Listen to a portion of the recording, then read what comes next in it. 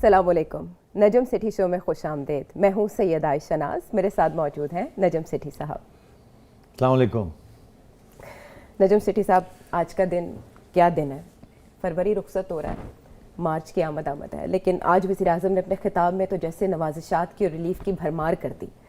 बहुत से अहम ऐलानात उन्होंने किए। हम एक्सपेक्ट कर रहे थे कि महंगाई की नई लहर आएगी, लेकिन वज़ीर-ए-आज़म ने तो बहुत सी कीमतों में कमी का ऐलान कर दिया और बजट तक का कहा है कि कीमतों में इजाफा नहीं होगा। 3-4 पहलू हैं वज़ीर-ए-आज़म के खिताब के। जो माशी पहलू है, इस पर तो हम डिटेल में बात करेंगे आने वाले प्रोग्राम में, लेकिन उन्होंने अपने खिताब का आगाज़ हैरत अंगेज़ तौर पर फ़ॉरेन पॉलिसी से किया। पीका का भी तस्करा आया, फिर उसके बाद उन्होंने बताया कि हम कैसे बाकी ममालिक से बेहतर टैकल कर रहे हैं इकॉनमी को। फ़ॉरेन पॉलिसी के बारे में बात करते हुए वज़ीर-ए-आज़म इमरान खान का ये कहना था कि हर मुल्क की पॉलिसी उसके अपने लोगों के मफाद में होने चाहिए। उन्होंने माजी की मिसाल दी कि परवेज़ मुशर्रफ साहब के दौर में जब हमने अमरीकी जंग में छलांग लगाई तो उनके दौर में 10 ड्रोन हमले हुए, और जरदारी साहब ये 2 जमहूरी अदवार का उन्होंने तस्करा करते हुए कहा कि उस दौरान 400 ड्रोन्स अटैक किए गए, लेकिन उन्होंने एक बयान तक इन ड्रोन अटैक्स के हवाले से नहीं दिया इन लीडर्स ने। तो इमरान खान साहब ये कह रहे हैं कि वो आज़ादाना खारजा पॉलिसी के हामी हैं और वो इसी के लिए एफर्ट्स करने के सिलसिले में रशिया गए और चाइना के विजिट की भी उन्होंने बात की। सिटी साहब, वाकई माजी के हमारे हुक्मरान अपने लफ्ज़ सीकर रखते थे अपने मफादात के लिए? देखिए, ये सही कहते हैं खान साहब कि जो फ़ॉरेन पॉलिसी है वो अपने मफाद में होनी चाहिए, और स्पेशली अपने मुल्क के मफाद में और अपने अवाम के मफाद में होनी चाहिए और आज़ाद होनी चाहिए। उसमें ऐसी कोई चीज़ नहीं होनी चाहिए जिसके साथ अवाम की आज़ादी या सॉवरेंटी के ऊपर फ़र्क पड़े। तो इसलिए दलेरी के साथ खड़ा होना चाहिए। और उनका ये कहना है कि उनके दौर में सूरत हाल ऐसे ही है कि एक आज़ाद फ़ॉरेन पॉलिसी है, मगर उन्होंने तनकीद जो खींची है वो उन्होंने जरदारी साहब और नवाज शरीफ साहब की खींची है कि उनके दौर में आज़ाद फ़ॉरेन पॉलिसी नहीं थी जी। अब इसमें मैं मुख्तसर 2 बातें कहना चाहूँगा, ज़्यादा लंबी बात नहीं करेंगे। दरअसल इस मुल्क की फ़ॉरेन पॉलिसी जो है वो फ़ौज बनाती है, इस्टेब्लिशमेंट बनाती है, क्योंकि नेशनल सिक्योरिटी स्टेट है ये, तो सारी फ़ॉरेन पॉलिसी वो बनाते हैं। और अमेरिका की हमायत सबसे ज़्यादा हमायत अमेरिका की पाकिस्तान की हुकूमत ने उस वक़्त की 3 दौर थे। एक अयूब खान, जनरल अयूब खान का दौर था, एक जनरल ज़िया-उल हक साहब का दौर था, और एक जनरल मुशर्रफ साहब का दौर था। उसके दौर में पाकिस्तान अमेरिका की अलायंस पक्की थी, और उसी दौर में हथियार भी आए और पैसे भी आए, और हमने अमेरिका की जंगें लड़ी। अयूब खान के ज़माने में हम नेटो, सेंटो, सीटो, ये सारी चीज़ों के अलायंस पार्टनर्स बन गए थे रूस के ख़िलाफ़। हमने अमेरिका की साइड ली। ज़िया-उल हक साहब के ज़माने में हमने CIA के कहने के ऊपर जिहाद करवाई सोवियत यूनियन के ख़िलाफ़ अफ़गानिस्तान में, और जनरल मुशर्रफ के कहने के ऊपर अमेरिका की जो मदाखलत थी अफ़गानिस्तान के अंदर, वो जब उनको धमकी आई, you are either with us or you are against us, तो हर दफ़ा एक फ़ौजी हुकूमत थी जिसने अमेरिका की हिमायत की कि जंगें यहाँ लड़ी। और अगर आज़ाद नहीं है फ़ॉरेन पॉलिसी तो सारी की सारी जिम्मेदारी इस्टेब्लिशमेंट के ऊपर जाती है। तो खान साहब को चाहिए था, अगर जब ये बात कर ही रहे थे तो ये भी बता ही देते कि फ़ॉरेन पॉलिसी कौन बनाता है और किसकी जिम्मेदारी रही है कि ये आज़ाद नहीं रही। तो उन्होंने ये जो ज़्यादती की है कि 2 हुकूमतें सिविलियन हुकूमतों के खाते में डाल दी है, उन सिविलियन हुकूमतों का तो रोना ही ये है कि हमें आज़ाद फ़ॉरेन पॉलिसी नहीं इजाज़त दी गई, और जब हमने कोशिश की इजाज़त कि हम ये आज़ाद फ़ॉरेन पॉलिसी करें तो हमें रोक दिया गया और फिर हमें निकाल दिया गया। इसके ऊपर पूरा एक प्रोग्राम करना चाहिए। मैं आपको स्टेप बाय स्टेप सब बताऊंगा कि किस तरीके के साथ जो भी सिविलियन हुकूमत यहाँ आई है उसने जब कोशिश की कि एक आज़ाद फ़ॉरेन पॉलिसी बनाई जाए तो इस्टेब्लिशमेंट ने उसे कैसे रोका, डिस्टेबलाइज़ किया और छुट्टी करा दी। और आज खान साहब ने आज जो हकीकत है वो तो बयान नहीं की, क्योंकि डरते हैं शायद उसको बयान करने से, मगर मैं समझता हूँ कि वक्त आएगा कि इसके ऊपर भी हिसाब लिया जाएगा। हाँ, अच्छा। ये तो पहली बात हो गई ना। अब आइए, आप कोई और बातें भी उन्होंने की हैं। बहुत सी उन्होंने बातें की हैं। आपको याद किया है, हमें लगता था कि शायद सोशल मीडिया के ऊपर जो चल रहा है उसकी वजह से ये पीका का कानून ऑर्डिनेंस गवर्नमेंट लेकर आई है। उन्होंने हमें बता दिया कि किस शख्सियत की वजह से वो मजबूर हुए और बाकी मामलात क्या हैं। मेरा ख्याल है हम सुनाएंगे अपने नाजरीन को कि उनका आप बड़ी शरारतें कर रही हैं, कर ले, कोई बात नहीं। सबको पता चल गया आज जी। एक सहाफ़ी ने 3 साल पहले लिखा कि जी इमरान खान की बीवी घर से छोड़ के चली गई हैं, और जी इमरान खान ने कोई गलत गैर कानूनी काम किया बनी गाला में। मैंने अदालत में केस किया, 3 साल हो गए हैं, प्राइम मिनिस्टर को अभी तक कोई इंसाफ नहीं मिल रहा। वही फिर से सहाफ़ी लिखता है अब फिर के जी उनकी बीवी घर छोड़ के चली गई हैं। वही यही सहाफ़ी जब इसने नवाज शरीफ के दूसरे दौर में उसके करप्शन पे लिखा था, उसको 3 दिन इसने बंद करके डंडे मारे थे। थोड़ा सा झिझक भी रहे थे वो ये बात करते हुए, ज़ाहिर है पर्सनल लाइफ से मुतालिक है। उन्होंने ये भी कहा कि नवाज शरीफ साहब के खिलाफ उस सहाफ़ी ने स्टोरी लगाई तो 3 दिन तक नवाज शरीफ साहब ने उनको अंदर रखा और एक लफ्ज़ इस्तेमाल किया कि डंडे मारे। लेकिन इमरान खान साहब तो कानून बना रहे हैं और कानून के अंडर ला रहे हैं, इसमें क्या मुज़ायका है? अच्छा नहीं, आप ज़रा खुल के बात होनी चाहिए, आप बड़ी मेन कर रही हैं। बात यह है कि उन्होंने मेरा हवाला दिया, नाम नहीं लिया, मगर उन्होंने कहा कि मुझे नवाज शरीफ साहब ने अंदर किया था क्योंकि मैंने उनके ख़िलाफ़ करप्शन की बात की थी और उन्होंने मुझे अंदर किया था और मुझे 3 दिन डंडे मारे थे। कहने लगे मैंने तो खान साहब के ज़ाती मामलात के बारे में कोई बातें कही हैं, लिखी हैं, और इसलिए उन्होंने मेरे ऊपर एक केस किया है और उनका ये कहना है कि 3 साल से उनको इंसाफ नहीं मिल रहा। ये उनकी मोटी मोटी बात थी। पहली बात तो यह है कि बड़ा फ़ख्र है कि मुझे एक नेशनल एड्रेस के अंदर खान साहब ने इतनी अहमियत दी है, मगर फिर एक मौका भी मिल गया है कि उसका जवाब भी अब देना पड़ेगा। ज़ाहिर है वो जवाब बड़ा सिंपल सा है, मैं अदालतों की बातें नहीं करूँगा, इंसाफ की बातें सिर्फ करूँगा। मैंने खान साहब के ऊपर 7 साल पहले एक केस किया था जब इन्होंने मेरे ऊपर 35 पंचर के इल्ज़ाम लगाए थे। उसके बाद ये अपने 35 पंचर इल्ज़ाम से मुकर गए हैं। मैंने इन्हें आके कहा अदालत में आए ना ज़रा, 7 साल हो गए मुझे इंसाफ नहीं मिला। खान साहब अभी 3 साल की अपनी बात कर रहे हैं, हुकूमत में हैं, हुकूमत में हैं, सारा पावर इनके पास है और इनकी पूरी कोशिश है किसी तरीके के साथ धक्का लगा के वो केस को चला के मेरे ख़िलाफ़ करवाया जाए। मगर मैं 7 साल से इंसाफ मांग रहा हूँ और मुझे 7 साल से इनके ख़िलाफ़ इंसाफ अभी तक नहीं मिला है। तो मैं बड़ा सिंपल सी बात कहूँगा, मेरा ख्याल है शहबाज शरीफ साहब भी शायद इस पर मेरी हामी भरें, उन्होंने भी इमरान खान के ऊपर एक केस किया हुआ है, उनको भी अभी तक कोई इंसाफ नहीं मिला। तो मेरा ख्याल है इसको क्यों कर लेते हैं। अच्छा। जिसने पहले केस किया उसको पहले इंसाफ मिल जाए, जिसने नंबर 2 पे किया उसको नंबर 2 पे मिल जाए, जिसने नंबर 3 पे किया है उसको नंबर 3 पे मिल जाए। तो मैं चाहूँगा कि खान साहब की बात का वज़न उठाने के लिए अदालतें तैयार हो जाएं। पहले मुझे इंसाफ दे दें जो मैंने केस किया हुआ है इनके ऊपर, उसके बाद शहबाज शरीफ साहब को इंसाफ दे दें जो इन्होंने इनके ऊपर किया हुआ है। फिर इनकी जब बारी आएगी तो हम इनको टक्कर लेंगे। अल्लाह खैर सल्ला। ठीक है, तो मैं तो इससे ज़्यादा बात नहीं करना चाहूँगा, मगर ये ज़रूर है कि खान साहब ने जो बातें कही हैं इसका भी एक वक्त आएगा। मैं इससे ज़्यादा और क्या कहूँगा, इनकी ये सच क्या है और झूठ क्या है, इसका भी वक्त आएगा और जब वक्त आएगा तो हम देख लेंगे। हाँ, वो ये क्लियर करें कि इसका आज़ादी सहाफ़त से कोई ताल्लुक़ नहीं। फिर उन्होंने कुछ मिसालें भी दी कि लंदन जाके इंसाफ लेना पड़ा उनके एक वज़ीर को और एक खातून का तस्करा भी उन्होंने किया। वो खातून का तबसरा करते हैं, वो तो रेहाम खान की बात कर रहे हैं, जैसे यहाँ मेरी बात कर रहे हैं वहाँ रेहाम खान की बात कर रहे हैं कि उनकी किताब के बारे में कुछ लिखा गया है, उनके एक साथी के बारे में, मुराद साहब के बारे में, और वो अब पहले तो जब से किताब शाया हुई है आज तक कुछ ने कोई एक्शन नहीं लिया था क्योंकि उससे खान साहब के बारे में बहुत सी बातें हैं, खान साहब ने तो कोई एक्शन नहीं लिया। कल को कोई उसका हवाला दे देगा फिर खान साहब फिर एक्शन लेंगे, पता नहीं। मगर बात यह है कि अब सोचा ये है कि अगर हम कुछ करेंगे नहीं तो और ये बात बढ़ेगी, इसलिए उनको हिदायत हुई है कि आप कोई नोटिस दे दें। अभी तो नोटिस दिए, जी जी बिल्कुल, उन्होंने कहा जवाब दें इसका। ठीक है, बाहर आना चाहिए, मामलात अनफोल्ड हो रहे हैं। वज़ीर आज़म की स्पीच पे बहुत से तबसरे किए जा सकते हैं सेठी साहब, वो हम कल के भी शो में करेंगे कि ये जो प्लान अनाउंस किया गया रिलीफ का, ये कैसे मुमकिन हुआ इन हालात में और इसकी सिग्निफिकेंस क्या है।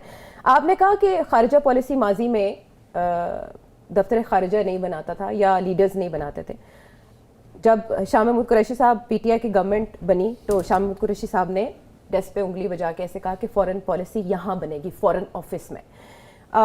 इमरान खान साहब रशिया जा रहे थे तो इस पर आपने भी तबसरा किया कि बड़ा क्रूशल टाइम है जिसमें हो गया, जब वो वहाँ मौजूद थे तो तब यूक्रेन पर अटैक हुआ। हम वज़ीर आज़म के इस दौरे को आज़ाद खारिजा पॉलिसी की तरफ पहला कदम समझें। देखिए, इससे 2-3 बातें। आपने शाह महमूद कुरैशी साहब का जिक्र कर ही दिया। ये पहली हुकूमत तो नहीं है जिसके अंदर शाह महमूद कुरैशी साहब फॉरेन मिनिस्टर बने हैं। इससे पहले वो पीपल्स पार्टी हुकूमत में भी फॉरेन मिनिस्टर बने थे और उससे पहले भी वो इधर आते जाते रहे, मिनिस्टर रहे हैं। तो इंटरेस्टिंग बात यह है कि अगर उस वक्त की फॉरेन पॉलिसी जो शाह महमूद कुरैशी साहब चला रहे थे, जबकि अमेरिका के साथ एक जप्पी डाली हुई थी, तो यही शाह महमूद कुरैशी साहब थे जिन्होंने सारी क्रेडिट लेने की कोशिश की थी कैरी लुगर बिल की, आपको याद होगा, आपको याद है ना, वो मोहतरमा जरदारी साहब के ज़माने में ये फॉरेन मिनिस्टर थे पीपल्स पार्टी के।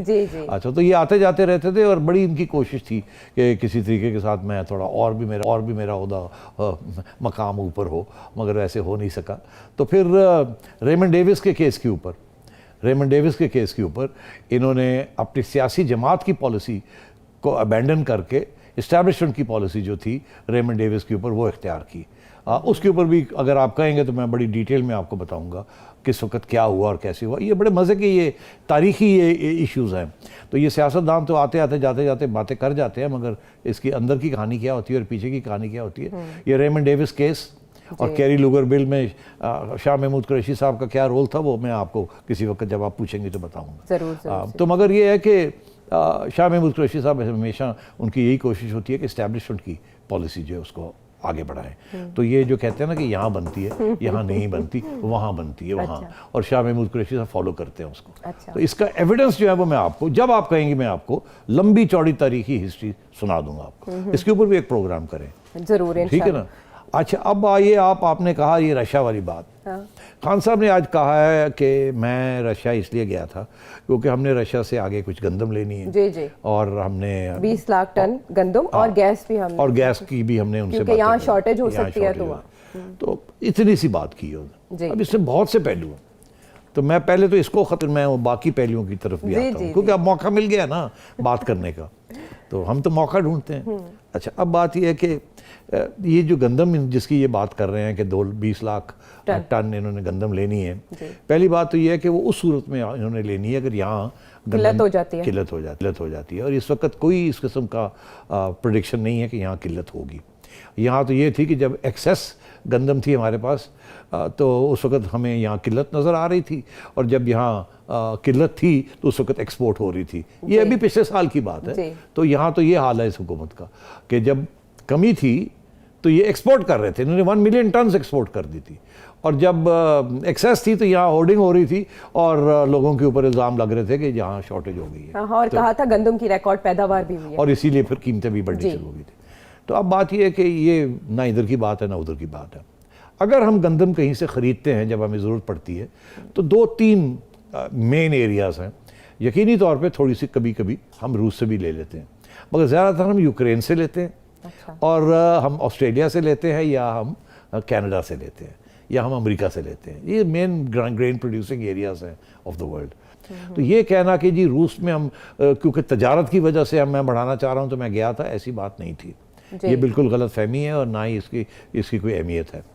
हमारी 1% of our exports go to Russia and less than 1% हम वहाँ से इंपोर्ट करते हैं, और हमारी कोई उनके साथ लंबी चौड़ी तजारत नहीं है। तो अब ये कहते हैं गैस की बात, इसमें कोई शक नहीं है कि गैस की यहाँ किल्लत है, इसीलिए LNG आ रही है, ये हो रहा है, वो हो रहा है। और बड़े अरसे से ये बात चल रही है कि तुर्कमेनिस्तान से अफगानिस्तान के ज़रिए एक गैस पाइपलाइन आनी है या ऑयल पाइपलाइन आनी है। और इसी तरीके के साथ अब बड़ी देर से ये बात चल रही है कि ईरान से एक गैस पाइपलाइन आनी है जो कि फिर इंडिया जाएगी आगे, और फिर आगे साउथ ईस्ट एशिया चली जाएगी। मगर दोनों चीज़ें अभी तक पूरी नहीं हुई, और उसकी सिर्फ 2 वजूहत है। ईरान से जो गैस ने आना है यहाँ, उसकी अमेरिका उसको अपोज करता है, अमेरिका उसकी मुखालफत करता है, और अमेरिका किसी अमेरिकन कंपनी को या किसी दुनिया की किसी कंपनी को इजाज़त नहीं देता उसके अंदर इन्वेस्टमेंट करने की। ना ईरान के पास पैसा है इन्वेस्टमेंट करने का, ना हमारे पास पैसा है। इंटरनेशनल कंपनीज ने आके इन्वेस्टमेंट करनी है उस गैस पाइपलाइन के लिए, और उसके लिए अमेरिका ने एम्बार्गो लगा दिया है, क्योंकि सैंक्शंस लगे हुए हैं ईरान के ऊपर कि जो भी कंपनी ईरान के साथ बिजनेस करेगी ऑन दिस, उसको अमेरिका ब्लैकलिस्ट कर देगा। इसलिए वो गैस पाइपलाइन नहीं बन पा रही खटाई में। और जब तक ईरान के साथ अमेरिका के तल्लुकात ठीक नहीं है, वो खुलेगा नहीं हो सकता। इसी तरीके के साथ रूस का ये मसला है कि रूस से गैस नहीं आनी, गैस आनी है तुर्कमेनिस्तान से, वो सेंट्रल एशिया से गैस आनी है। रूस अपनी गैस सारी यूरोप को एक्सपोर्ट कर रहा है, जो एक्सेस गैस है उसकी, मगर जो सेंट्रल एशिया है वो हमारे करीब है, रूस बहुत दूर है। सेंट्रल एशिया से तुर्कमेनिस्तान जो कि बॉर्डर पे है अफगानिस्तान पे, वहाँ से आनी है। वहाँ से इसलिए नहीं आ रही, और ये 1995-96 की ये प्रोजेक्ट्स चल रहे हैं कि वो आनी चाहिए। फीजिबिलिटी रिपोर्ट्स बनी हुई हैं, एक ज़माने में अमेरिकन भी बड़े इंटरेस्टेड थे कि ये आए, मगर अफगानिस्तान के अंदर जो इंस्टेबिलिटी है और जो जंग रही है उसकी वजह से वो इन्वेस्टमेंट उसके लिए नहीं आ रही, और वो इसीलिए वो जैसे कहते हैं ना कोल्ड फ्रीजर में पड़ी हुई है। तो उसका तल्लुक अगेन रूस के साथ नहीं है, उसका तल्लुक तुर्कमेनिस्तान के साथ है, जो कि एक आज़ाद मुल्क है और वो करना चाहता है, मगर उसके सहूलतें इस वक्त नहीं है, फैसिलिटीज़ नहीं। तो ये भी कहना जी हमने गैस लेनी है इसलिए हम, तो ये सारी बात गलत है। अब आइए बात, फिर ये गए क्या करने, ये तो आपने एक्सक्यूज़ दिया जो चलता नहीं है। अब वो गए क्या करने, इसमें मेरा एक मौक़िफ़ है, मैं इस पर कन्विंस्ड हूँ कि इनको जो एडवाइस मिली थी फॉरेन ऑफिस से और मिलिट्री इस्टेब्लिशमेंट से, दोनों की तरफ से, वो यही थी कि आप मत जाएं, ये टाइम नहीं है जाने का, इसके साथ प्रॉब्लम्स हो सकते हैं हमें। दो प्रॉब्लम्स, एक तो वहाँ शायद जंग छिड़ जाए, और एक दूसरा ये कि हमारे जो इस वक्त जो हमारे तजारती पार्टनर्स हैं या हमारे सियासी पार्टनर्स हैं, जो कि यूरोप है और अमेरिका है, वो इस बात को पसंद नहीं करेंगे, क्योंकि वो पुतिन जो है वो एक एग्रेशन करने जा रहे हैं, एक किसी और मुल्क के ऊपर हमला करने जा रहे हैं, नेगोशिएशंस नहीं करने जा रहे, इसलिए हमें इस जंग के अंदर या इस क्राइसिस के अंदर नहीं कूदना चाहिए। खान साहब ने ये फैसला किया शायद कि इस बेसिस के ऊपर कि जंग शंग होनी कोई नहीं, ये धमकी है, कोई जंग नहीं होनी, तो गलत फैसला था कि जंग नहीं होनी, जंग होगी ना, उसने कर दी रूस ने। एक तो ये गलत असेसमेंट थी, दूसरा ये कि ये दिखाना चाह रहे थे कि मैं वर्ल्ड लीडर को मिलने जा रहा हूँ, एक हाथ हैंडशेक के लिए ये इन्होंने जाके अपनी फॉरेन पॉलिसी जो है अपनी ज़ात के ऊपर एक हैंडशेक के लिए कि मैं आज़ाद हूँ। भाई आप किस किस्म के आज़ाद हैं, आपने तो ना रूस के ख़िलाफ़ वोट डाला है, ना उसके हक़ में डाला है, ना आपने उसके ख़िलाफ़ डाला है, आप तो उसी कैंप में आ गए हैं जिस कैंप में इंडिया है। आपने एब्सटेन किया ना जब यूएन सिक्योरिटी काउंसिल के अंदर इसकी सारी डिस्कशन हुई है। तो अब बात यह है कि तो ये कोई आज़ाद फॉरेन पॉलिसी का निशाना नहीं है, ये इनकी अपनी ज़ात का ये निशाना है कि तस्वीर आ जाए कि मैं वर्ल्ड लीडर को मिल रहा हूँ। और उसके साथ हुआ क्या? उसके साथ ये हुआ है कि जैसे ही इन्होंने हाथ मिलाया है तो अमेरिका ने कोई 60-70 मिलियन डॉलर का नेशनल बैंक ऑफ पाकिस्तान को फ़ाइन डाल दिए। और देखिए वो पुराना केस चल रहा था मनी लॉन्ड्रिंग का, मगर ये जो उसकी टाइमिंग है, इसके सारे दुनिया के सब जिन्होंने तबसरे किए उन्होंने यही कहा है कि जैसे जो बाइडन ने देखा कि ये अब ये जा रहे हैं वहाँ, और इन हालात में जबकि वो जंग करने जा रहे हैं और सारी ग्लोब, सारे दुनिया के सारे मुल्क कंडेम कर रहे हैं, किसी ने सपोर्ट नहीं किया, चाइना ने भी सपोर्ट नहीं किया, इंडिया ने भी सपोर्ट नहीं किया, किसी ने सपोर्ट नहीं किया, और ये उठ के जा रहे हैं और एक विज़िट पे ऊपर, और इसके दौरान जबकि ये सब कुछ हो रहा है, तो उन्होंने अपना इशारा, पहले जो बाइडन ने अपनी स्पीच में कहा कि जो मुल्क इस वक्त ऐसे नजर लगेगा कि वो उनके साथ खड़ा है और उनको कॉन्सिक्वेंसेस पे करने पड़ेंगे, हम देखेंगे। और साथ ही उन्होंने $60 मिलियन का fine national bank of Pakistan पे उसी वक्त फाइल निकाल कर कहा ALO। तो ये है इनकी फॉरेन पॉलिसी खान साहब की, कि मेरा ख्याल है ये खान साहब की फॉरेन पॉलिसी है, पाकिस्तान की फॉरेन पॉलिसी, यानी एक पेज इस मामले पे इंटैक्ट नहीं था। तो ये इस किस्म की ये सिचुएशन है। ठीक है, इस दौरे और ये जो क्राइसिस चल रहा है यूक्रेन और रूस के दरमियान, इसके और भी पहलू हैं जिन पर सिटी साहब से उनका तज्जिया जानेंगे ब्रेक से वापस आके।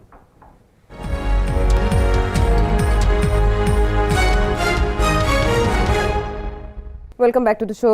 रशिया विजिट के हवाले से, इमरान खान साहब के रशिया विजिट के हवाले से आपने अपना तज्जिया दिया। इस्टेब्लिशमेंट या जो फॉरेन ऑफिस है उन्होंने तो ये मशवरा दिया था आपकी अंडरस्टैंडिंग के मुताबिक कि ना जाए। इमरान खान साहब ने यकीनन कोई होमवर्क किया होगा, कोई इसके नताइज खुद भांपे होंगे, कैलकुलेट किए होंगे, कोई मशवरे वगैरह किए होंगे।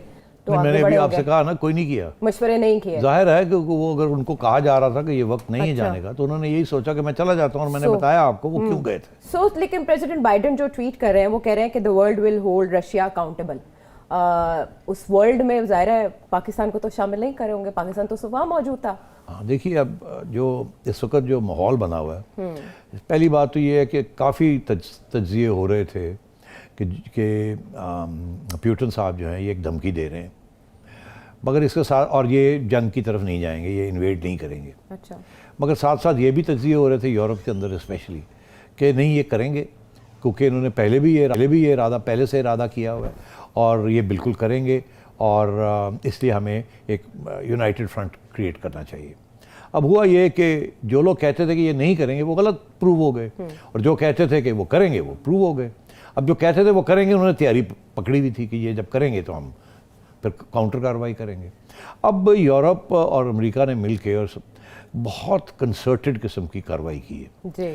वो कार्रवाई बड़ी ख़तरनाक है। उन्होंने वो जो जंग हो रही है वहाँ, वो तो यूक्रेनियंस अब लड़ रहे हैं वहाँ, उनको हथियार दे रहे हैं कि ठीक है आप लड़ें, मगर वो बेचारे कब तक लड़ सकते हैं। रूस का पावर बहुत ज़्यादा है और मेरा नहीं ख्याल कि नेटो की तरफ से कोई डायरेक्ट इंटरवेंशन होगी वहाँ।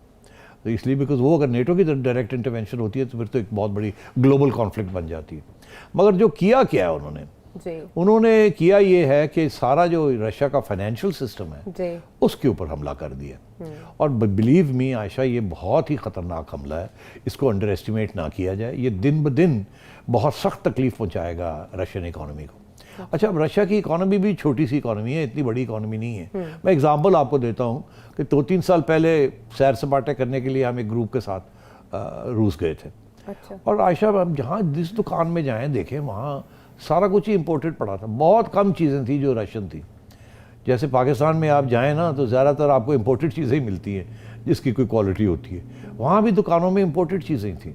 और रशिया इस वक्त सिर्फ 2-3-4 मोटी मोटी चीज़ें बना के एक्सपोर्ट कर रहा है, जिसके साथ उसकी इकोनॉमी जिस हद तक चल रही है वो चल रही है। और वो यही है, गंदम, ऑयल, गैस, ये चीज़ें। इससे ज़्यादा उनके कोई मैन्युफैक्चर्ड गुड्स वगैरह दुनिया में कहीं नहीं को खास आ रहे, इंपोर्ट ही कर रहे हैं चाइना से और बाकी दुनिया से।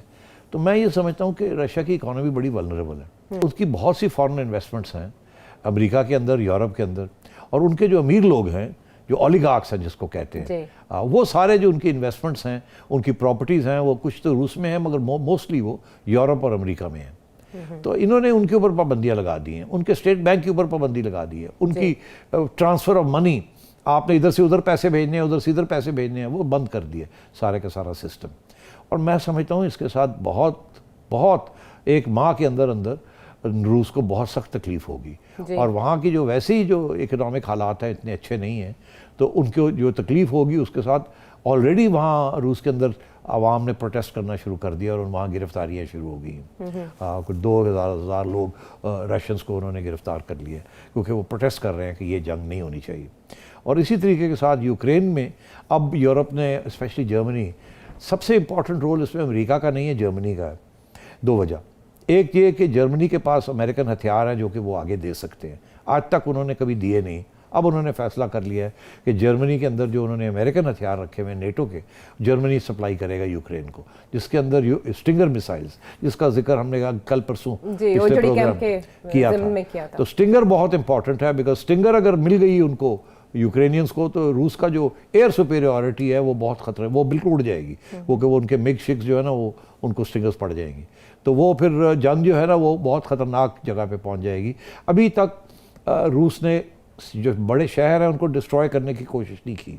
जब उनकी एयर फोर्सेस के ऊपर अटैक आएगा या काउंटर अटैक आएगा इन डिफेंस, तो वो कुछ भी कर सकते हैं। तो ये जंग जो है या तो ये बढ़ जाएगी और खून खराबा होगा, या पुतिन जो है वो अपनी फ़ौजों को रोक लेगा और जहाँ जहाँ उन्होंने अब जो इलाके आज़ाद करवाए हैं, जो कि पहले से वो कह रहे हैं कि इनको आज़ादी होनी चाहिए, इनको अलग होना चाहिए, उनको अलग करके बैठ जाएंगे और अपनी फ़ौजें विड्रॉ कर लेंगे टू अ पर्टिकुलर। वो तो कह रहे हैं consequences you have never faced. हाँ, तो ये जो मैं बात कर रहा हूँ आपको कि जो कॉन्सिक्वेंसेस अभी एक माह के अंदर अंदर आपको नजर आएंगे। एटॉमिक वॉर की भी बात नहीं, एटॉमिक वॉर की बात नहीं हो रही। वो एटॉमिक वॉर की बात उस सूरत में होगी अगर नेटो उसके अंदर कूद जाएगा।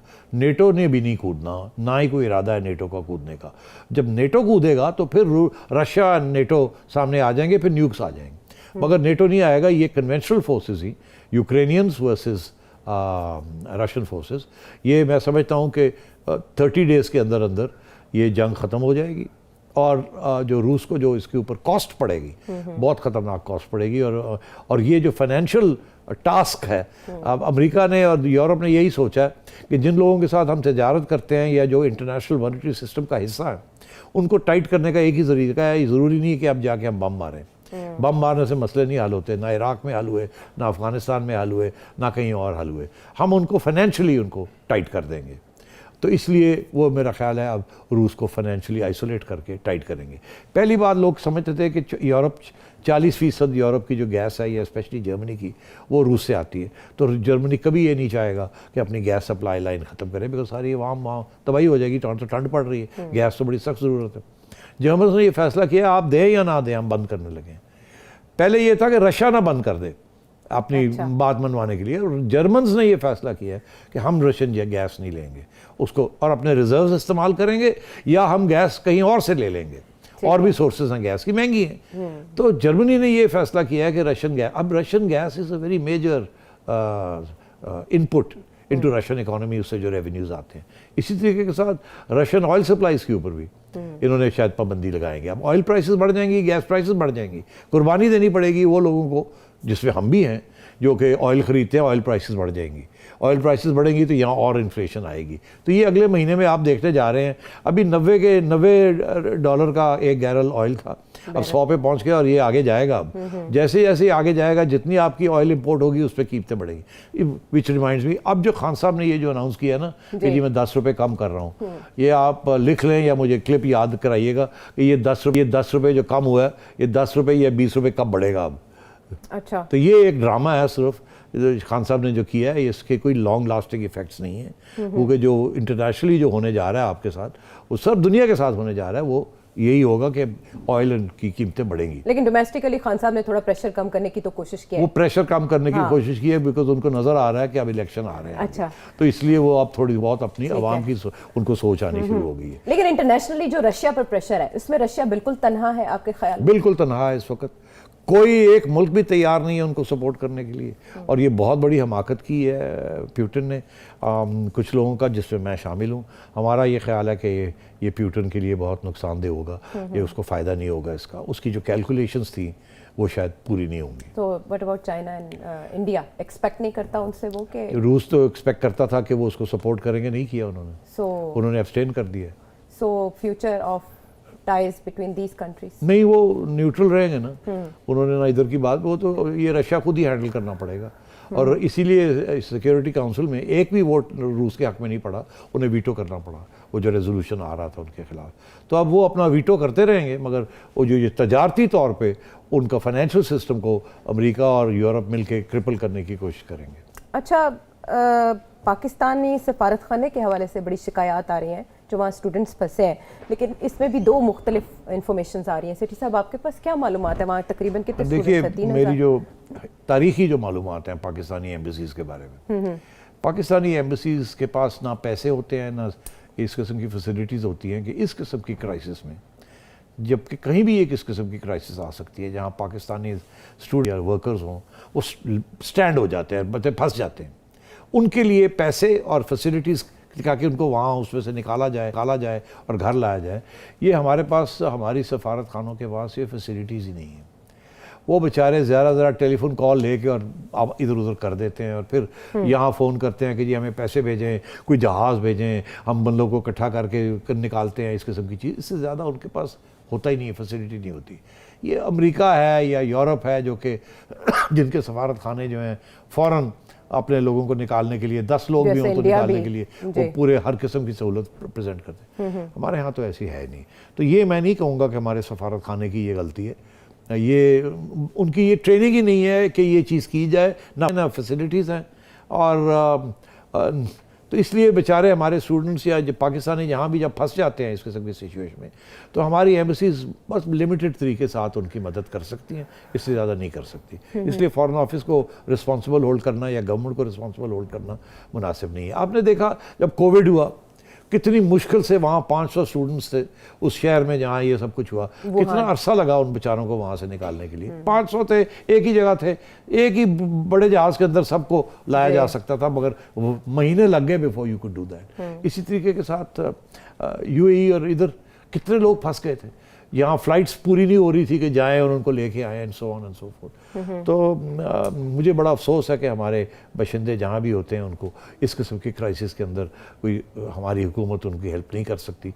मगर ये आपकी हुकूमत की इतनी कोताही नहीं है जितनी कि आपके सिस्टम की कोताही है, कि आपके पास इतनी फैसिलिटीज़ वसाइल नहीं है कि आप अपने लोगों को इस तरीके से हेल्प कर सकें। तो आपने गरीब मुल्क है आप। हाँ, डेवलपिंग सिचुएशन की आप बात कर रहे हैं, नेक्स्ट मंथ आप क्रूशल, मगर मैं अगर खान साहब की जगह पे होता तो मैं ये सिर्फ प्योरली ह्यूमैनिटेरियन बेसिस के ऊपर एक आध जहाज़ तो भेज देता वहाँ, मगर प्रॉब्लम ये है कि वहाँ तो वॉर हो रही है, जहाज़ कहाँ से भेजेंगे आप? हाँ, लेकिन तो वो ये जो मसले करीबी सीरियस ममालिक इश्यूज थे।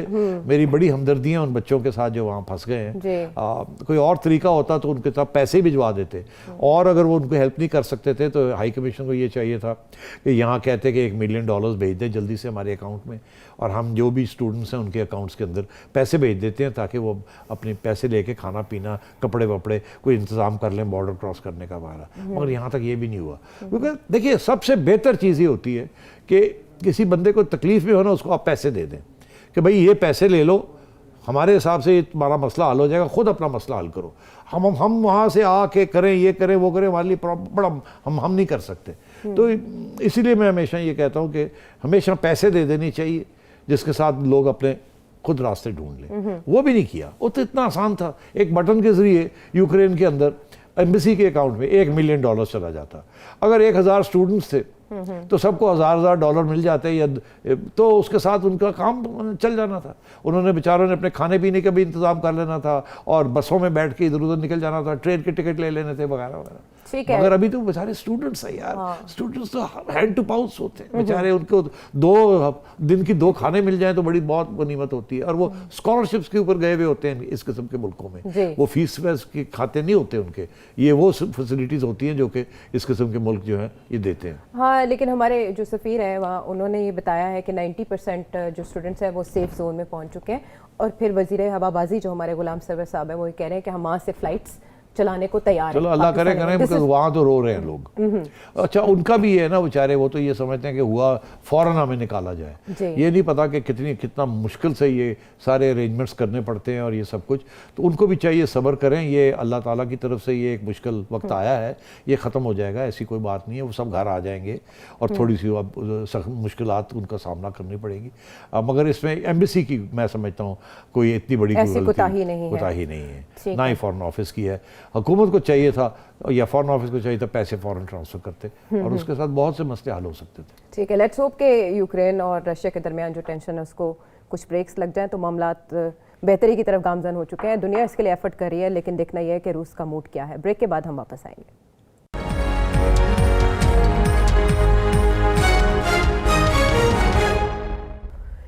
Welcome back to the show. बड़ी मुस्कुराहटें थी कल लाहौर में, और लाहौर कलंदर्स ने अल्लाह अल्लाह करके कप अपने नाम किया।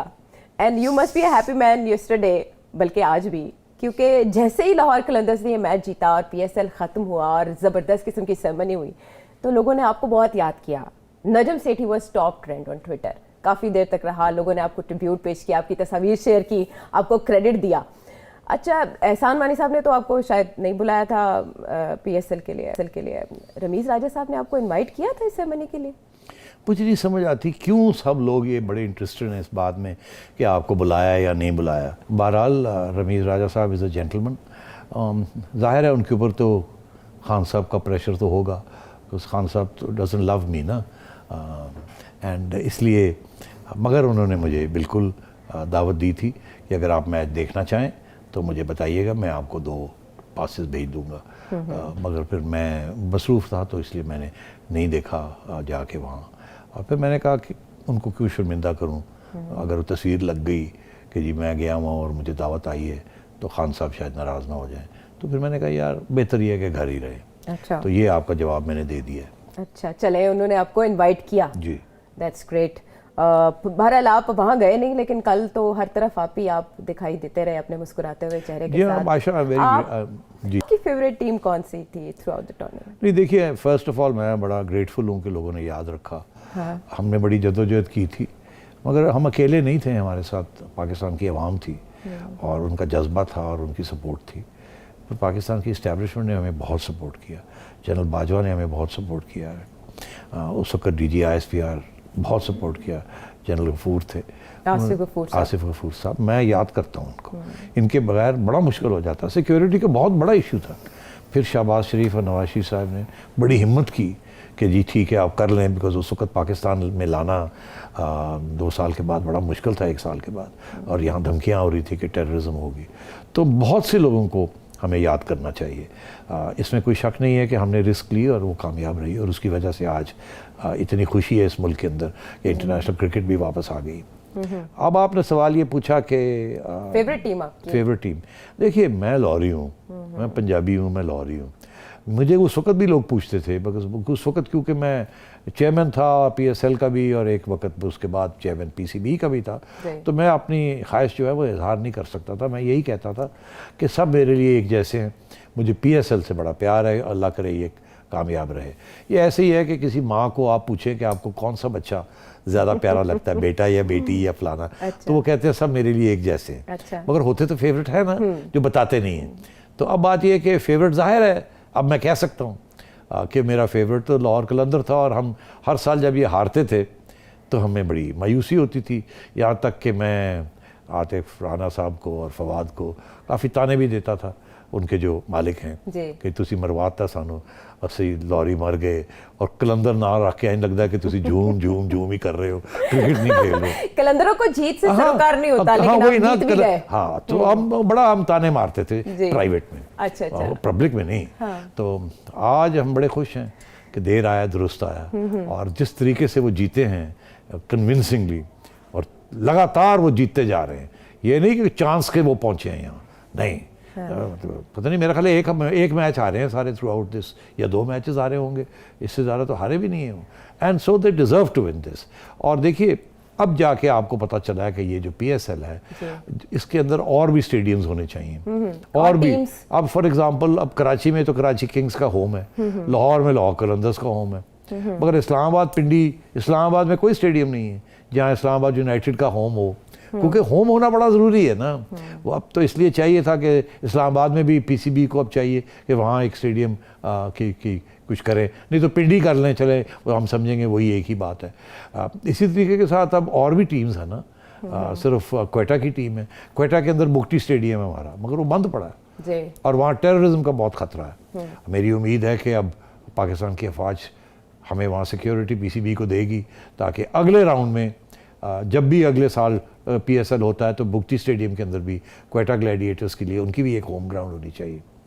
इसीलिए तरीके के साथ जो बाकी टीम्स हैं, हर एक की एक होम ग्राउंड होनी चाहिए, ये बड़ा ज़रूरी है। इसके बगैर बात नहीं बनेगी। मुल्तान में तो हमने स्टेडियम बना दिया था, हमारे दौर में हमने इनाग्रेट किया था, और इंजमाम के नाम पे हमने वो बनाया स्टेडियम, वो नाम रखा था उनका, तो वो स्टेडियम भी है, तो वहाँ भी गेम हो सकती है, वो फुल फ्लैश गेम हो सकती है। थोड़ी सी वहाँ डेवलपमेंट की ज़रूरत है, पिंडी में डेवलपमेंट की ज़रूरत है। पेशावर में तैयारी हो रही है पूरी, अगले साल तक उसको तैयार करना चाहिए उस स्टेडियम को, बड़ा ज़बरदस्त स्टेडियम बनेगा। और KP की हुकूमत है, इमरान खान साहब की हुकूमत है, ये क्रिकेट की बात है, तो करें ना, रातों रात उसको तैयार करें।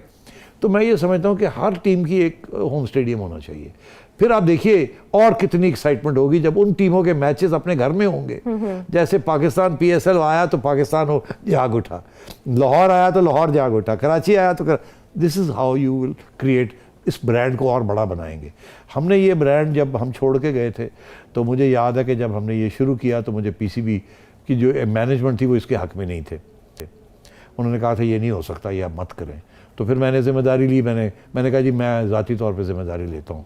तो वो करके हमने दिखा दिया, फिर सारे खुश हो गए, अल्लाह खैर सल्ला। अच्छा, अब ये है कि ये इसको बढ़ाना है, सारे पाकिस्तान में लेके जाना है। तो आगे नए इश्यूज, टीम्स, हाँ इश्यूज जिनके अब वो और भी इश्यूज बन रहे हैं ना। एक तो फाइनेंशियल मॉडल जो है, क्योंकि बहुत सी तब्दीलियाँ हो गई हैं, अब बहुत कुछ हो गया, उसको रिव्यू करने की ज़रूरत है, नंबर 1। नंबर 2 ये कि क्या 7वीं टीम कब आएगी, 8वीं टीम कब आएगी, और उसको भी डिस्कस करने की ज़रूरत शुरू होगी। बिकॉज हमारा ख्याल था कि इस साल 7वीं टीम आ जाएगी, मगर अब हालात बदल गए हैं, कुछ ऐसी डेवलपमेंट्स हो गई हैं कि अब PCB ने ये फैसला किया है कि जब 10 साल पूरे होंगे तो उसके बाद जाके 7वीं टीम आएगी। तो ये चीज़ें भी देखने वाली हैं।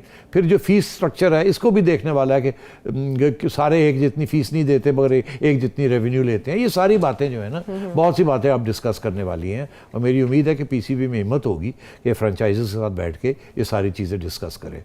और इस साल जो सबसे बड़ी मुझे मायूसी हुई थी वो यही, पहले तो मायूसी ये हुई कि 2 साल डिसरप्ट हो गया कोविड की वजह से और इनकी नाअहली की वजह से, मानी साहब की और वसीम साहब की नाअहली की वजह से, कि एक बायो बबल नहीं सिक्योर कर सके, जिसकी वजह से सब कुछ तोड़ना पड़ा।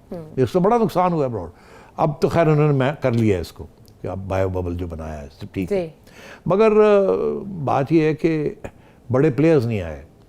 जिस लेवल पे प्लेयर्स को आना चाहिए था, उस लेवल के प्लैटिनम लेवल के वो प्लेयर्स नहीं आए जिसके साथ और स्टार वैल्यू बनती है। और इनका पीसीबी को चाहिए इस चीज़ को भी देखें कि ये क्यों ऐसे हुआ, और मेक श्योर कि अगले पीएसएल के अंदर टॉप प्लेयर्स जो हैं वो उनको आना चाहिए, और जो भी उसके लिए इकदाम करने वो करने चाहिए। उसके साथ ब्रांड वैल्यू बनती है और भी रेवेन्यू आती है। यानी कि अभी इसकी जो लस्टर है, अभी बहुत कुछ करने को है। हाँ, चमकाने के लिए बहुत कुछ है, और आपने सजेस्ट कर दिया जिसमें होम ग्राउंड भी शामिल है। अभी थ्रेट्स की जब बात हुई, ऑस्ट्रेलियन टीम जो है वो पाकिस्तान का विजिट कर रही है 24 साल के बाद, लेकिन इस दौरान हम फिर देख रहे हैं कि एक मैसेज ओरिजिनेट इंडिया से, जिसको खुद इंक्वायर वहाँ के बोर्ड ने किया और सिक्योरिटी एजेंसीज ने किया।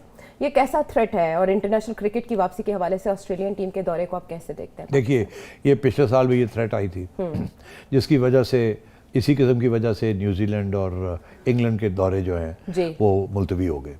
ठीक है, फिर बड़ी तनकीद हुई कि इसको एग्जामिन करना चाहिए था कि सिक्योरिटी लेवल की थ्रेट है क्या थी, हमसे शेयर क्यों नहीं किया गया। बाद में जब वो ख़त्म हो गया तो फिर पता चलना शुरू हुआ कि किस लेवल की थ्रेट थी। फिर पता चला कि इंडिया में एक जगह आज वहाँ से लोग बना बना के ये ईमेल्स भेज रहे थे और उसको रूट कर रहे थे via VPNs and so on and so forth. अब तो वो कोई थ्रेट नहीं थी, that was just a hoax, it was a attempt कि डिसरप्ट किया जाए PSL को और ये और इंटरनेशनल क्रिकेट की बहाली को। तो वो ऐसे लोग हैं, ज़रूरी नहीं है कि उसके पीछे इंडियन हुकूमत थी या उसके पीछे BCCI थी। वहाँ बड़े ये हिंदुत्व वाले बहुत सी चीज़ें करते हैं और उनके पास टेक्नीशियंस भी हैं, हो सकता है उनकी तरफ से ये हुआ हो, मगर ये सीरियस थ्रेट नहीं थी। ये बाद में पता चला, अब भी वही चीज़ फिर से शुरू हो रही है। तो मेरा ख्याल है इसमें हमें कोई स्टेप्स लेने की ज़रूरत नहीं है। ये जिनको ये थ्रेट्स जा रही हैं उनको पता होना चाहिए कि इसकी कोई अहमियत नहीं है, ये डिसरप्ट करने की कोशिश की जा रही है। ऑस्ट्रेलियंस आए हैं, उन्होंने कहा है कि बहुत ज़बरदस्त सिक्योरिटी है, और यहाँ तक इतनी अच्छी सिक्योरिटी है कि आपके अपने सिटीजन्स कंप्लेन कर रहे हैं कि जी हमें 2 घंटे के लिए ट्रैफिक के लिए ये करना पड़ता है, वो करना पड़ता है। मैं समझता हूँ ये छोटी सी सेक्रीफाइस है पाकिस्तान के लिए, पाकिस्तान की आवाम के लिए। अगर कुछ लोग बड़ी बड़ी गाड़ियों वाले और बड़े बड़े घरों वाले, उनको थोड़ी सी तकलीफ़ हो रही है तो कोई बात नहीं, घंटे के लिए आपको या आधे घंटे के लिए रोक लिया जाता है तो कोई ऐसी बात नहीं है। ये मुल्क के लिए बहुत कुछ करना पड़ता है, बाकी दुनिया में भी ये होता है। वहाँ भी सिक्योरिटी थ्रेट हो तो इस तरीके से सड़कें बंद होती हैं। डोंट वरी, आप देख नहीं रहे कितनी आवाम को खुशी है? क्या आप आवाम की खुशियाँ नहीं देख रहे कि आप बैठ के इंटरव्यूज़ दे रहे हैं में कि देखें जी ये PSL की वजह से मैं अपने घर नहीं जा सकती। आप आधा घंटा ठहर जाएँ, क्या हो जाएगा? दुनिया चेंज नहीं हो जाएगी, मगर आवाम की खुशियाँ जो हैं वो आपको सामने आएंगी। तो इसलिए मैं समझता हूँ ये अमीर लोग जो कि कंप्लेन करते हैं उनको कंप्लेन नहीं करना चाहिए। अगर वो खुद क्रिकेट में इंटरेस्टेड नहीं है या नहीं देखना चाहते तो पाकिस्तान की आवाम की खुशियों के ऊपर ज़रा थोड़ा हथौली रखो, करने दो, खेलने दो। ये बहुत बड़ी डेवलपमेंट है कि रिटर्न ऑफ इंटरनेशनल क्रिकेट, यही चीज़ है जिसके अंदर आप अब नंबर 1 टीम बनने जा रहे हैं। और अभी आपकी टीम के अंदर 1, 2, 3 चैम्पियनशिप्स जो दुनिया की हैं उनके अंदर आपके प्लेयर्स जो हैं वो नुमाया हैं, तो आपको फ़ख्र होना चाहिए। तो ये छोटी छोटी बातों के ऊपर कि जी ट्रैफिक ये होगी, ट्रैफिक वो होगी, कोई बात नहीं, कोई बात नहीं। तो ऑस्ट्रेलिया और पाकिस्तान का जो ये टूर्नामेंट हम देख रहे हैं, इंटरेस्टिंग होगा आपके ख्याल में? किसका पलड़ा भारी होगा? और टेस्ट सीरीज के हवाले से प्रेडिक्ट करें। आपको बताऊं, ऑस्ट्रेलिया इस वक्त दुनिया की नंबर 1 टीम में, स्पेशली टेस्ट क्रिकेट के अंदर तो वो नंबर 1 है जी। ज़बरदस्त टीम है उनकी, और वो पाकिस्तान आ रहे हैं। मैं समझता हूँ इससे ज़्यादा एक्साइटिंग सीरीज़ आपने कभी नहीं देखी होगी, और इसलिए gear up, Australia is here, Pakistan is here. ओहो ये तो दिल करता है कि एक एक दिन एक एक बॉल देखा जाए। अच्छा, हाँ। तो टेस्ट सीरीज के हवाले से प्रेडिक्ट करें ना? मैं क्या प्रेडिक्ट करूं? मैं समझूंगा, मैं समझता हूँ बड़ी टाइट सीरीज होगी, और अगर पाकिस्तान की टीम क्लिक कर गई, जो कि कभी कभी कर जाती है और कभी नहीं करती, आजकल इनके 4-5 प्लेयर्स क्लिक कर गए। अच्छा। अगर वो 4-5 प्लेयर्स में से 3-4 भी क्लिक कर गए तो पाकिस्तान को जीतना चाहिए ये सीरीज। देखिए, Rizwan is in form, Babar is in form, Shah is in form, ठीक है ना, और आपके फ़ख्र इज़ रिजवान, ये मतलब है कि you have very high quality players now. दुनिया उनको एक्नॉलेज करती है। इस वक्त वो बड़ी रवानी में है, अल्लाह करे कि वो अपने फ्लो में है, फॉर्म उनकी रह गई तो आप देखिएगा this will be a very exciting series. और ऑस्ट्रेलिया तो ऑस्ट्रेलिया है, बिग 3 में से बिग 1 है। हाँ, यानी कि क्रिकेट के शायकीन के लिए खुशियों के बेशुमार लम्हात मुंतज़र हैं आने वाले दिनों में, और ज़बरदस्त मुकाबले देखने को मिलेंगे। और सबको जाना चाहिए देखने के लिए, स्टेडियम्स भरने चाहिए, दुनिया देखेगी कि सिक्योरिटी भी है और पाकिस्तान की आवाम भरपूर तरीके से सपोर्ट कर रही है, ताकि ये फिर बात जो है ना कि इंटरनेशनल क्रिकेट आ रही है नहीं आ रही है ख़त्म ही हो जाए। तो इसके बाद फिर न्यूजीलैंड और इंग्लैंड ने आना है। आप जाएंगे देखने सेठी साहब? बिल्कुल, मेरा दिल तो करता है जाने को, मगर टाइम की बात है ना, ये टेस्ट मैचेस तो आपको पता है सुबह से लेके शाम तक होते हैं, और अब तो खैर टेलीविज़न के ऊपर इतनी ज़बरदस्त कवरेज होती है विद वेब कैम्स और पता स्पाई कैम्स और क्या क्या होता है, एक एक बॉल समझ आती है क्या हो रहा है, मगर जो बैठ के जो एक्साइटमेंट होती है वो तो एक्साइटमेंट होती है। मगर अब बात यह है कि वो मेरा तो वही मसला ना कि खान साहब को बात नहीं पसंद आएगी अगर मैं वहाँ किसी का मेहमान बन के जाता हूँ, तो फिर यही है कोई टिकट खरीद के किसी स्टैंड में बैठ जाओगे चुप करके। जैसे कल हमने बहुत सी अहम शख्सियात देखी जो कि उधर रमीज राजा साहब के साथ भी विराजमान थे, सदर मुमलिकत थे, गवर्नर पंजाब थे। हाँ, मैंने सुना कि क्या सुना? जी जी, वो आर्मी चीफ की भी मौजूदगी हमने सुनी देखी। वहाँ गवर्नर साहब भी थे। जी जी, और कौन था? और गवर्नर साहब थे, और इसके अलावा सदर आरिफ अलवी सदर साहब भी आए हुए के थे, साथ मौजूद थे और गुफ्तगू कर रहे थे। और आर्मी चीफ कहीं और नहीं थे, जी नहीं, वो वहाँ नहीं थे। तो हम भी कहीं और बैठ जाएंगे। जी सेठी साहब, इसलिए तो कह रही हूँ कि वो जो सेलिब्रिटीज हैं जब वो ग्राउंड में मौजूद होती है तो फिर लोगों को खींचती हैं। हाँ। और फिर सारी दुनिया को यूँ पता चलेगा। तो बस फिर आशा, मेरा ख्याल है मैं कोई टिकट का इंतजाम करता हूँ, तुम भी अपनी फैमिली ले आओ, मैं भी अपनी फैमिली ले आता हूँ, और आलू के पराठे और कीमा। अच्छा। और मुझे तो लगता है सिक्योरिटी रीजंस की वजह से खाने की कोई चीज अलाउ नहीं। देखिए हमारे ज़माने में हम जाते थे, नहीं हम वो टिफिन कैरियर लेके जाते थे, बैठते थे स्टैंड्स के अंदर, और वहाँ आलू के पराठे होते थे, और आलू या मूली के पराठे होते थे, और साथ कीमा, आलू कीमा होता था या मटर कीमा होता था, ठीक है, और कोको कोला होती थी। हाय हाय हाय हाय, मज़े आते थे। और फिर वहाँ बैठ के गप्पें होती थी, और हर बंदा एक्सपर्ट होता था। हाँ। क्योंकि उस वक्त इतनी कमेंट्री और टीवी शीवी इतना नहीं होता था ना, तो खुद ही हम कमेंट्री कर रहे होते थे, और ये भी नहीं पता होता था कैसे आउट हुआ, क्योंकि कोई रिप्ले शिप्ले तो होती कोई नहीं थी। तो अब तो बड़ा एक्साइटमेंट हो गई। सेठी साहब, आप कह रहे हैं पहले पेट पूजा फिर कम दूजा बारा, डिनर के लिए सारा मेन्यू सेठी साहब ने बता दिया है बिल्कुल। लेकिन जो डाइटिंग करने वाले लोग हैं वो सिर्फ पॉपकॉर्न पे इक्तफा करेंगे। और फिर क्या क्रिकेट देखने जाएगा? पराठे के बगैर क्रिकेट नहीं हो सकती। अंदाजा करें सेठी साहब कैलोरीज बढ़ाने के कितने शौकीन है। बहरहाल ये नोटिस इनकी फैमिली को लेना पड़ेगा। आज हमने स्पोर्ट्स के ऊपर बात कर ली बहुत खुल के, PSL पे भी और ऑस्ट्रेलियन टीम के विजिट पर भी। देखिए पाकिस्तान का सियासी मैदान वहाँ क्या हो रहा है, फॉरेन फंडिंग के हवाले से क्या होने जा रहा है, और पाकिस्तान की जो ऑपोजिशन है उसकी फील्ड पोजीशन क्या है। इमरान खान साहब फ्रंट फुट पे अगर बैटिंग करेंगे तो किसे किसे चौका और छक्का रिसीव कर सकते हैं, ये हम कल के प्रोग्राम में 11 बजे डिस्कस करेंगे। देखना मत भूलिएगा, अपना फीडबैक भी जरूर दें, और इस नंबर पर अपने वीडियो मैसेज के जरिए सेठी साहब के सामने सवाल भी रखिए। अल्लाह ने के बाद।